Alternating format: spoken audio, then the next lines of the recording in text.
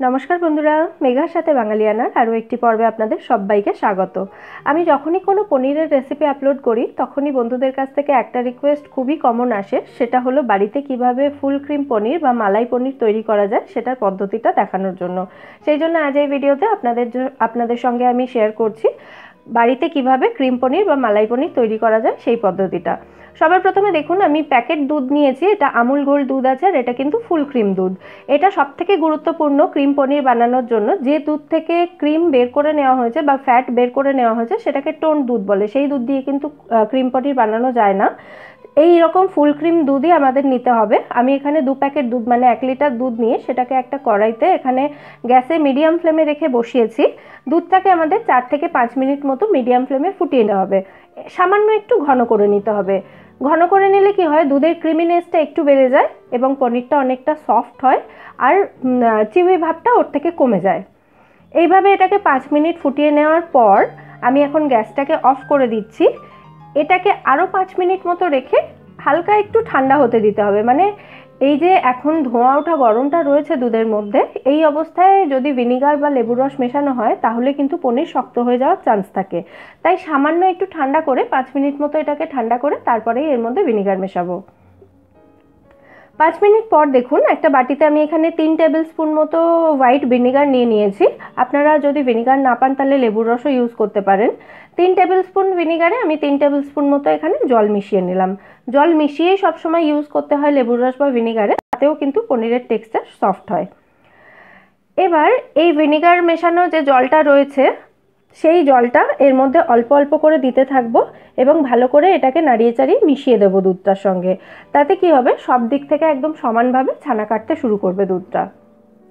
আর লেবুর রসের থেকে আমি ভিনিগারটাই বেশি প্রেফার করি, কারণ লেবুর যে গন্ধটা এবং টেস্টটা সেটা কিন্তু যতই ছানা ধোয়া হোক ততই কিন্তু ওর মধ্যে থেকে যায়, মানে পুরোপুরি বেরোয় না। সেক্ষেত্রে যদি ভিনিগার ইউজ করা হয় তাহলে ভিনিগারের টেস্ট বা গন্ধ কোনোটাই ছানা থেকে পাওয়া যায় না। 1 মিনিট মতো রাখার পর দেখুন পুরো ছানাটা এভাবে কেটে গেছে দুধ থেকে এবং দুধটা একটু সবুজ সবুজ একটা জলে পরিণত হয়েছে। এবার এটাকে ছেঁকে নিতে হবে। একদম তাড়াতাড়ি ছেঁকে নিতে হবে, এটাকে কিন্তু বেশিক্ষণ রেখে দেওয়া যাবে না। একটা বড় পাত্রে আমি একটা বড় ছাঁকনি দিয়েছি, তার উপরে একটা সুতির কাপড় বিছিয়ে দিলাম।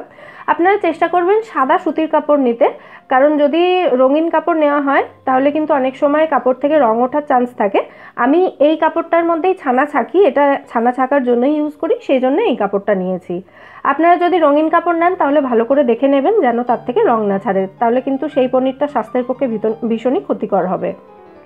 এখানে দেখুন আমি ছানা কাটানো যে দুধটা সেটা এর মধ্যে ঢেলে দিলাম। এবার সামান্য একটু উঁচু করে নিচ্ছি কাপড়টা ধরে, যাতে এক্সট্রা জলটা বেরিয়ে যায়। এরপর 1 গ্লাস মতো রুম টেম্পারেচারের জল দিয়ে এই ছানাটাকে ভালো করে ধুয়ে নিচ্ছি। তাতে যদি একটুও টক ভাব, ভিনিগার বা লেবুর রসের একটুও টক ভাব এই ছানার মধ্যে থেকে থাকে সেটা কিন্তু বেরিয়ে যাবে। এবার এই কাপড়টা ধরে একটু উঁচু করে এটাকে হালকা হাতে একটু চিপে এর থেকে সামান্য একটু জল বের করে দিচ্ছি। খুব বেশি জোরে চিপতে যাবেন না বা নিংড়াতে যাবেন না, তাতে কিন্তু জলের সাথে পনিরের ফ্যাটটাও বেরিয়ে যাবে, তাতে পনিরটা একটু শক্ত এবং চিউই হয়ে যাবে। একদম হালকা হাতে এটাকে চিপে একটু জলটা বের করে দিচ্ছি। তারপর একটা বড় প্লেটের ওপরে এই ছানাটাকে রেখে কাপড়টা যে পেঁচিয়ে নিয়েছিলাম সেটা আমি খুলে দিলাম। এরপর এই বড় কাপড়টা দিয়েই পুরো পনিরটাকে ভালো করে কভার করতে হবে এটাকে সেট হতে দেওয়ার জন্য। একদম পাতলা কাপড় দিয়ে যদি আপনারা কোনো ছোট কাপড়ের মধ্যে এটাকে ছেঁকে রেখে দেন তাতেও এটা হবে, কিন্তু কি হয়, অনেক সময় বাইরের ময়েশ্চারটা পুরোপুরি পনির থেকে বেরোয় না, তাতে পনিরটা ভাজতে গেলে বা রান্না করার সময় ভেঙে যাওয়ার চান্স থাকে। এইভাবে করলে এটা একদম নিশ্চিতভাবে বাইরের সমস্ত ময়েশ্চারটা টেনে নেবে কাপড়টা, তাতে কিন্তু পনিরটা খুব ভালো সেট হবে এবং বাইন্ড হবে। তারপর এর ওপরে একটা ভারী কিছু, আমি এখানে শিল নিয়েছি, আপনাদের কাছে শিল না থাকলে বাটিতে জল ভর্তি করে সেটাও চাপিয়ে রাখতে পারেন। এটা চাপিয়ে রাখতে হবে ঘন্টা 2 মতো পনিরটা সেট হতে দেওয়ার জন্য। 2 ঘন্টা পর আমি এটাকে নিয়ে ফেরত এলাম। এবার দেখি আমাদের পনিরটা সেট হয়েছে কিনা।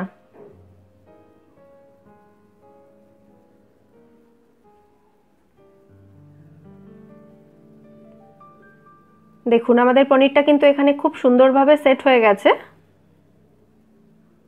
এবার এটাকে আমি কেটে দেখিয়ে দিচ্ছি এর টেক্সচারটা। 1 লিটার দুধ থেকে কিন্তু 200 গ্রামের একটু বেশি পরিমাণে পনির তৈরি করা যায়। ঠিক মাঝখান থেকে আমি এটা কেটে দেখাচ্ছি, দেখুন এর টেক্সচারটা দেখেই বুঝতে পারছেন পনিরটা খুব ভালো বাইন্ড হয়েছে। আর এটা কিন্তু রান্না করার সময় ভেঙেও যাবে না বা ছেড়েও যাবে না, সেটা আমি পরে ভেজে দেখিয়ে দিচ্ছি আপনাদেরকে। যদি রান্না করতে চান এটা একদম রেডি রান্না করার জন্য। আর যদি এটা স্টোর করতে চান তাহলে একটা টিফিন বক্সের মধ্যে খানিকটা জল নিয়ে এই পনিরের পিসগুলোকে জলের মধ্যে ডুবিয়ে এটাকে 4 থেকে 5 দিন ফ্রিজে রেখে ইউজ করতে পারেন। আমি এরকম ছোট ছোট পিস করে পনিরগুলো কেটে নিয়েছি, সাইডের টারা বাঁকা পিসগুলো একটু সরিয়ে রেখে আমি ভালো পিসগুলো একটা প্লেটে তুলে নিয়েছি। এখানে টেক্সচারটা আশা করি দেখে বুঝতে পারছেন। আর এই পনিরটা কিন্তু ভীষণই সফট হয়। এমনি পনির রান্নার সময় দেখবেন আমি ভাজার পর সেগুলো জলে রাখি, আর এই পনিরগুলো কিন্তু ভাজার পর জলে না রাখলেও এগুলো খুব সফট থাকে, যেহেতু একদম ফ্রেশ এই পনিরটা।